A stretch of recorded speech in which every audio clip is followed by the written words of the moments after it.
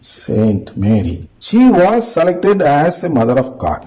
How was she selected? She was expected to conquer the devil's temptations, so that when Jesus is born from her womb, Jesus will not have any stain of sin in him, and as a result, he can act as a Redeemer in this world. In such an expectation only, God selected Mary as his mother. In the same way, God selects everyone in different levels in expectation that we will conquer the devil's temptations. So that level at which, we have NEET test and without NEET for medical entrance. Why are we claiming, or why are we asking in this state that we don't need NEET test as an entrance exam for medical seat, to get a medical seat, something like that. So why do we claim? Because we claim that, or we expect that we are a little below the average. So we should be given an exemption to that. In the same way,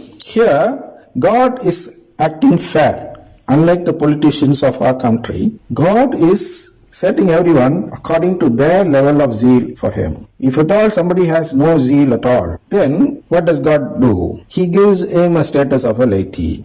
If somebody has a little more zeal for God naturally, then he has to be tested according to his zeal level, which is a religious state. If someone among them also has more zeal for God, then he has to be given the level of the bishops. And among the bishops, if somebody has more love for God, then he has to be tested in the level of a cardinal or the pope. That is how our famous priest, now the cardinal, Renewal, the pope of the charismatic renewal, we can call it in a mockery style, he has been made a cardinal now just to prove that he does not choose to become God's child. As long as he continues with this movement of this charismatic renewal, he will be considered as someone who has failed in Satan's or devil's temptation. Like that, if that same Renewal is put as a laity, he will prove as if he has chosen to become children of God. So, to prove that he is not fit to be a member in the family of God, he has to be given that level of a cardinal. Like this only, each religious people or person is given his state, is according to the level of zeal which he has for God. So God selects and makes a person, religious person, when he finds that this person is showing or having more zeal for God in an expectation that she will surely prove her mettle. That is why most will be expected from the Pope, who has been given most talent, and more will be expected from other religious who have been given more talents than the laity. At least interest, like prayer for the dead, will be expected from a laity who has been given a single talent.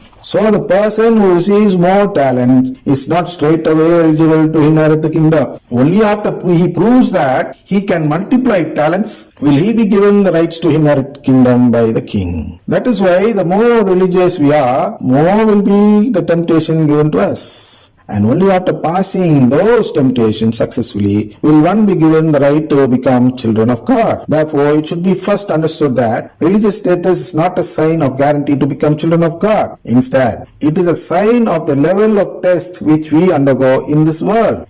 Instead, it is a sign of the level of test which we undergo in this world. See, the level. Not all people can be tested at the same level. They have to be tested according to their level of knowledge. Here, God tests us according to our level of the zeal which we have got for God. So, He fixes different levels of tests. It is a sign of the level of test which we undergo in this world, which is a sign to become a religious or attaining a religious status is a sign of the level of test we undergo in this world. For the sufferings which we undergo in this world, we have already received the compensation from God. See, so what will happen to the wages which I have to get for the toil which I made in the field of the Lord? Is a question which the slave asks. Can a slave ask such a question? Yes. The duty of a slave is to toil in the field of the Lord. He should not expect any sort of compensation for his toil. And among those slaves who have toiled, when the Lord finds that a particular among, say about 10 slaves have toiled in the field, generally, they were asked to toil or plow the field. They were asked to plow the field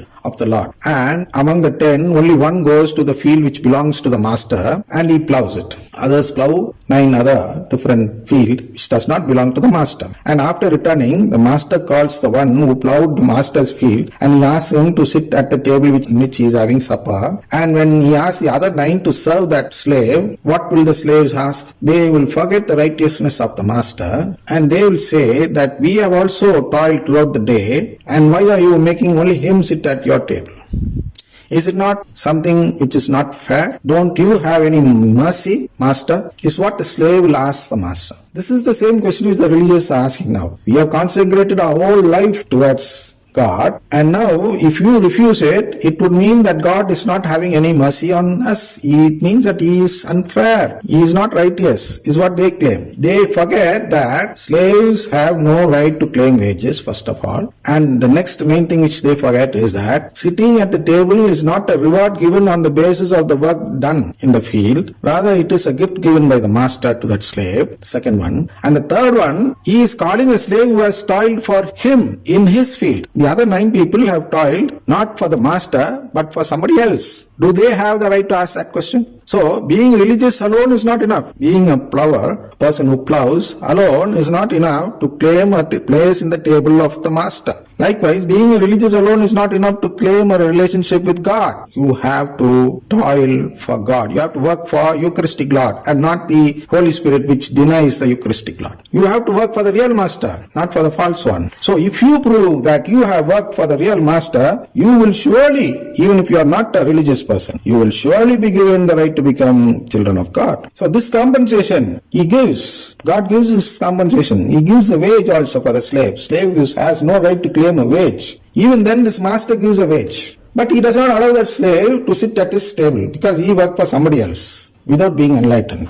In the same way, if there may be many religious in this world who have left their married life and other things and all from this world and have come to this church, but for whom are they working? Do they work for the Eucharistic Lord or do they work for the Holy Spirit in the charismatic renewal? Do they work for the faith of this divine filiation or do they work for the faith in the prosperity of this holy church? Is what we should first of all find out. So just by becoming a religious does not make us eligible to become His children. Instead, what should we do? We should enlighten ourselves. So what is the compensation that I lose? What is the compensation that God gives us for the hard work which we put in this religious life? The life which He has given us in this world is a compensation. We have never repaid God with the money or something worth equivalent to it for the life which He has given us in this world. We cannot repay God with it. Instead, even after knowing that we are going to deceive Him, He has given us this life to live. That is what is the wage we get for the hard work which we do here. And the right to become His children is a gift given by Him to us. Therefore, there is no need for God to compensate one's suffering by giving life in heaven also. So, the life given in heaven is not like wages, but it is like a gift given with generosity. God gives this generous gift to a person, to people who, when left in the power of their own free choice, choose life instead of death by enlightening themselves with the knowledge of submitting to God's righteousness. So even if you are a religious having full zeal for God, you need not be saved when you don't submit to God's righteousness by being ignorant. Ignorance is not an excuse there,